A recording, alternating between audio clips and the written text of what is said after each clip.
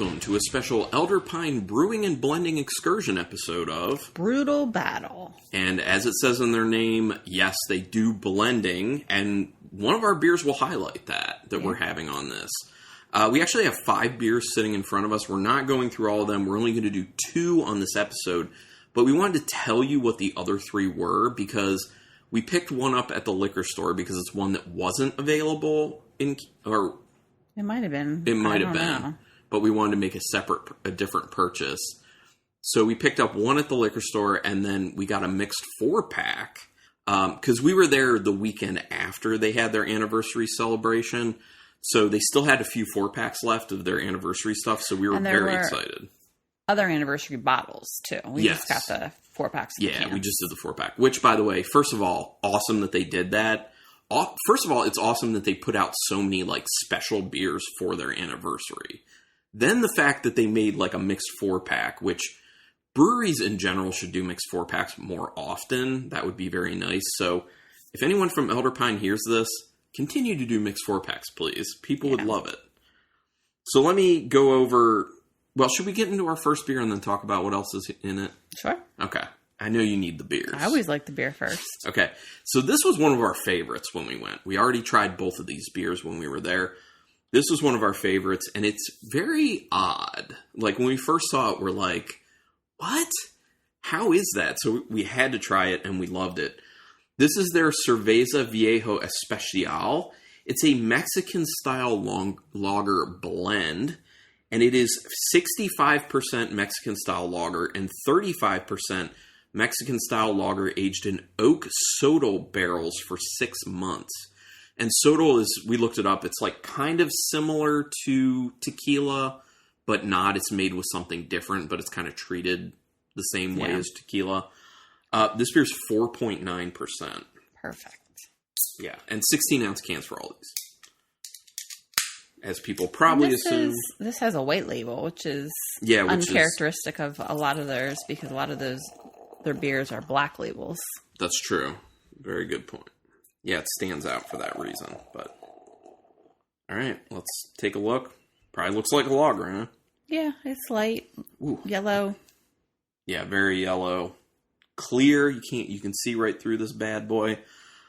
There was an interesting, waft of smell that came off while I was, just pulling the glass near me. I didn't figure out what it is, but let's see if we can get it in the smell. I mean, it has to be the barrel.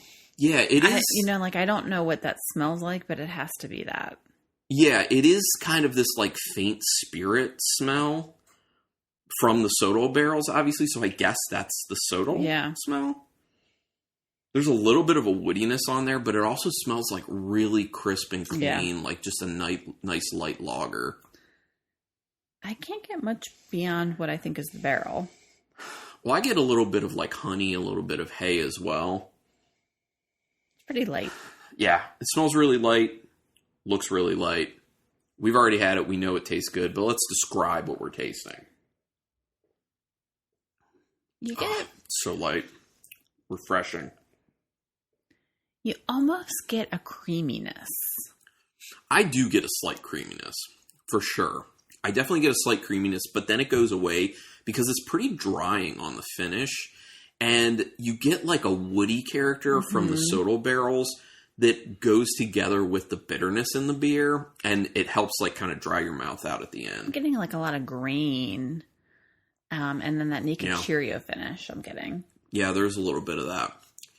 And I do taste that little bit of a spirit taste that we said we were getting in the smell. That, we've never had sodal before, so we're going to assume that's what it is. It's a lot of layers of flavor. It's light. Yeah. But there's lots of layers of flavor to it, which I think is very interesting. Yeah, for this much to be going on in a lager is pretty crazy. And it's really cool. This is a fun, interesting, tasty, refreshing beer. And, man, cheers to Elder Pine for doing this. That's why they're our number 2 brewery in Maryland, to be honest. It's a Sapwood number 1, Elder Pine number 2 for us. They make some really good stuff. So what was in this 4th anniversary mix pack? Not the lager that we just had. The second beer we're going to have, I won't talk about that one yet because that was one in the mix 4-pack. But the other ones in the mix 4-pack were Asleep on the Forest Floor. It's a hazy double IPA, and they tell you what the grist and the hops are for this. The grist is pale, Pilsen, oats, spelt, rye, flaked barley, and Carahel, and the hops are Simcoe, Citra, and Comet. That's an 8.7%er, well, double IPA. And we had that, right? We did have it. We don't like hazies. It's good, though. But we really did enjoy that. Yeah, it was good. So kudos to them for doing that. Then there's The Sun's Gone Dim and the Skies Turned Black. Long name. They have a lot of beers with long names. They do. Another style you don't see that much. It's a Baltic Porter, and this one's aged in oak foeders for 3 months, and then finished in rye whiskey barrels for 10 months, and that's a 10%er. We haven't had that, but I bet that's going to be tasty when we pull that out. Probably. I want to pull that out when it gets a little colder. Okay, got it. And it's probably the same for this last one, which is Summon the Moon Lord, and it is a English, they say 24-hour boil English-style barley wine ale aged in bourbon barrels for 16 months. That is 16%. It's like a percent per month for the barrel aging, literally. So, yeah, really cool mixed 4-pack. We're really excited to get into the 2 that we haven't had before at some point. But, maybe we'll even do like a cellar dive and like have them on. We haven't done a cellar dive in a while. Yeah, we'll get there eventually, but let's talk about a little bit about Elder Pine and our experience there. When we were going to do I should probably finish. Since we just talked about all these beers, should I just finish off what else we tried while we were there? Yeah. I'll just do that. Well, I do want to give a shout out to the fact that we had was it that same? It was like a weekend prior, I think. We had we went to a restaurant out in Frederick, and they had their oak barrel-aged Märzen that was called Autumn Awaits, and that was so tasty. Yeah. Like, the woody character added to the sweetness of the Märzen was phenomenal. They had that when we were there, but we had already had it, knew we really liked it, so we didn't do it again. Then we had their Oryiza Villain. Sorry, I'm trying. It was a farmhouse ale that was a rice beer. It was brewed with jasmine rice and red rice and hopped with Matueka and Nelson Sauvin. That was good. We did enjoy that one. I don't think... Did we have a beer we didn't like there? Yes. There was one. Yes, and we'll get to that in a little bit. Then we had their Festival Lager, which was just a fest beer. They called it a German-style fest beer with an American twist, because it's hopped with lemon drop hops. We enjoyed that. Mm-hmm. Not going to talk about that one because that's our last beer to try. We had their Nitro Kolsch. Oh, that's the one we didn't like. I'm assuming it's just what the Nitro did to the Kolsch, although I feel like it should have been fine. Yeah. We just didn't really like that. There was like... I don't remember. Do you remember what particularly was... It didn't taste like anything. It was just like nothing. Yeah, it was pretty flavorless. Yeah. Which was weird. I mean, it was creamy because of the nitro, but beyond that, there wasn't really much going on. Yeah, so that was a rare miss for Elder Pine. And then you thought about getting this one. I kind of regret not getting this one. I told you we could have gotten it. This was their Horizons Shifting Slow in Blue. And this was, I think, one of their anniversary beers, too. Yes, it's a sour beer. It says it's a blend of 2 different pale sour beers aged in wine barrels for 24 months with tons of blueberry, raspberry, and vanilla. Yeah. It was very tasty. What was the ABV on that? 7.8. Yeah. It's a little dangerous. You could have gone quick on it, but yeah, that was a killer beer too. We just have so much beer that we have to be kind of picky with what we pick up. Yeah. But, and we just also have to, like, there's so much beer that we want to have at the house, but we just already have a decent amount, and we just need to control ourselves, you know? You're not going to get to drinking all of it. I mean, eventually you will, but the problem is, the longer you keep these beers, they're not going to taste like what you remember them being. So that's why we can't bring a whole lot home, too. So yeah.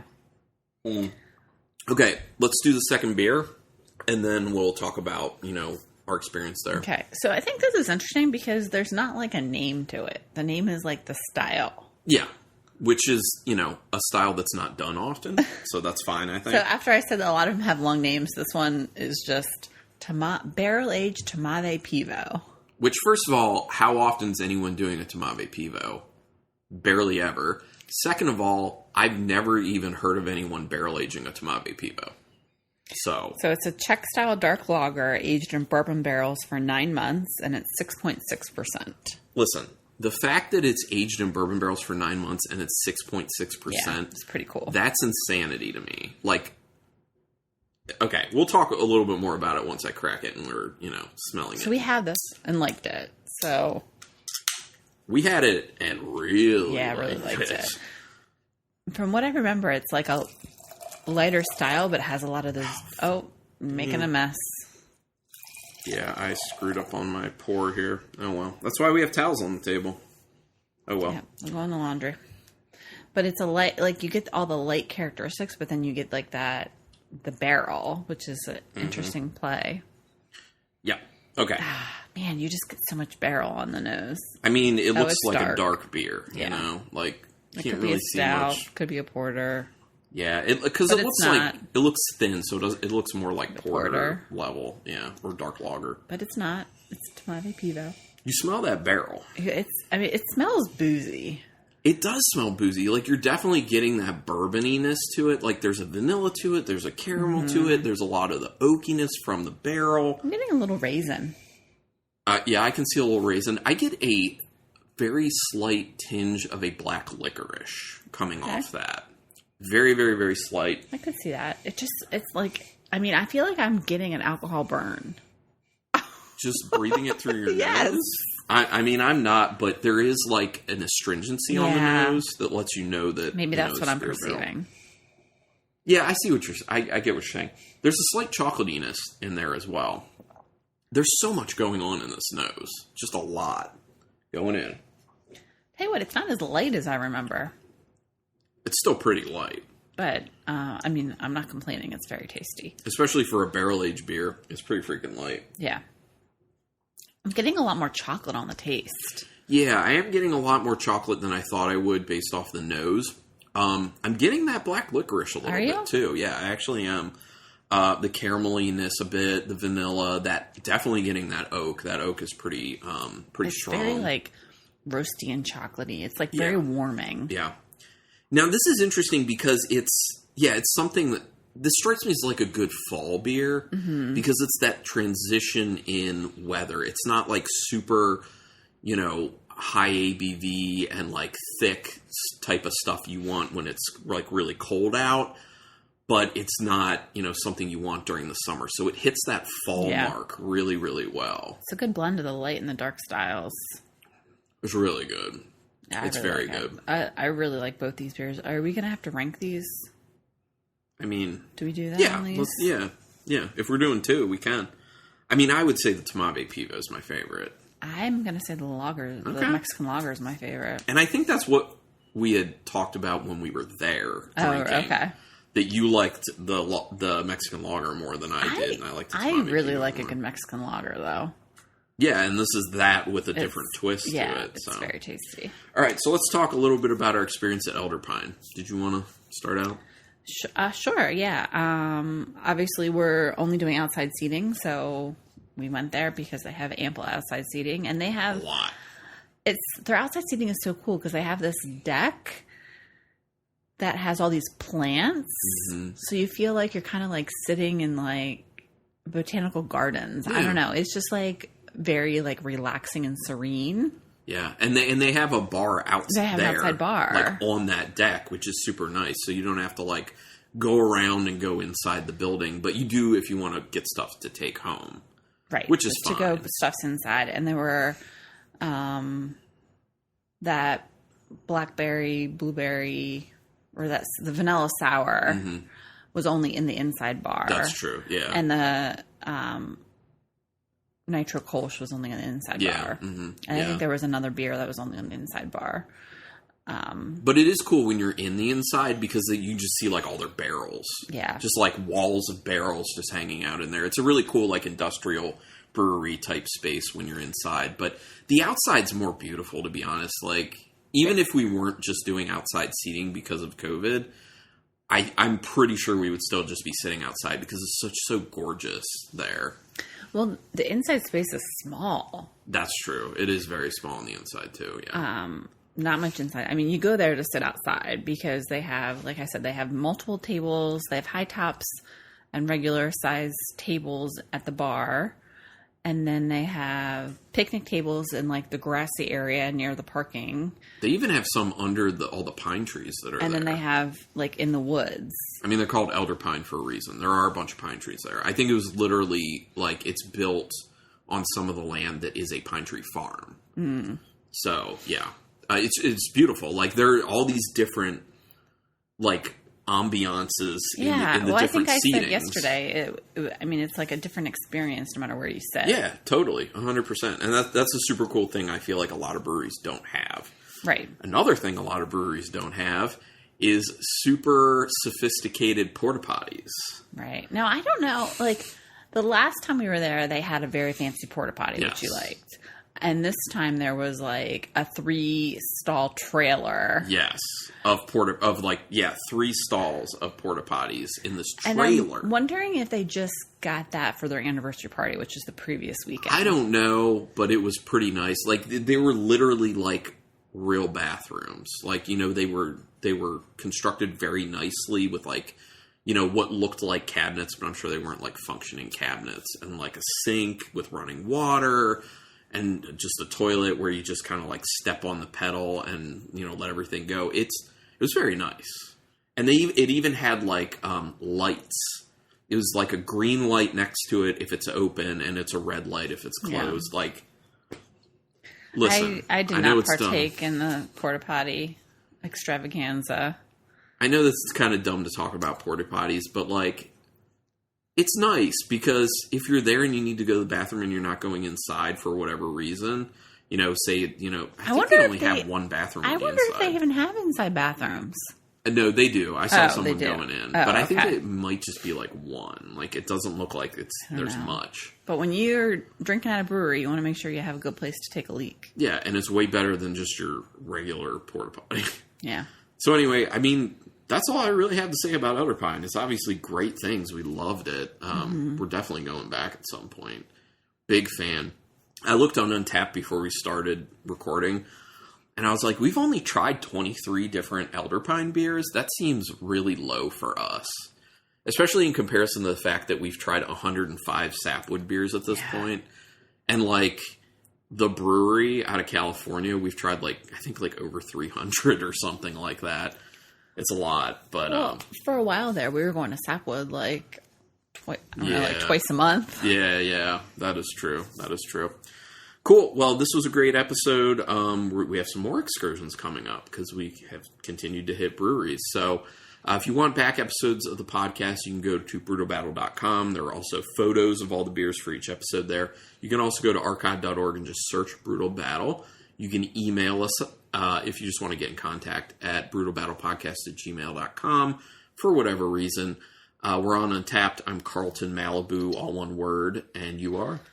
Ruby Reb 62. And Instagram? Brutal Battle Podcast. And then help us out by rating and reviewing us with whatever podcatcher you use to listen. iTunes helps us the most. But the biggest thing you can do is word of mouth. Let people know about us. And we appreciate that. But thanks, everyone, for listening. And until next time. Keep it brutal.